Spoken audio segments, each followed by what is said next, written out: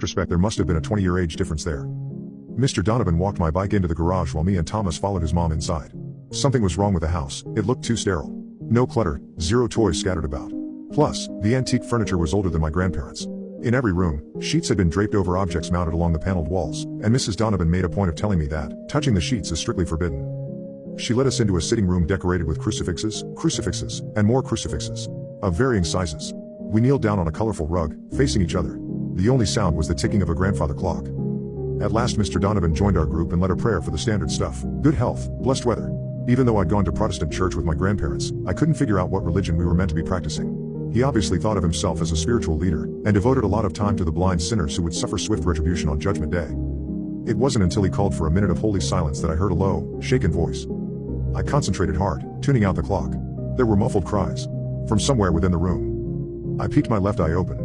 Nobody was watching, although the way the family didn't stop grinning made me shiver. I glanced around the room. We were alone. When I turned back towards the circle, Thomas's mom was staring straight at me, her smile practically splitting the seams of her face. Quickly I shut my eyes, already anxious to go home. The silence seemed to last forever. Finally, the spiritual leader clapped his hands and said we should go out back and toss a ball around.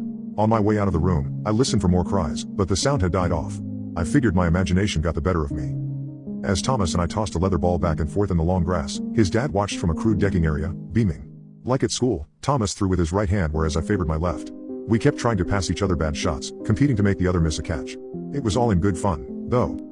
Thomas acted even weirder than at school. Away from his parents he at least seemed interested in subjects like TV, but now he strictly spoke about Bible stories and recited his favorite verses.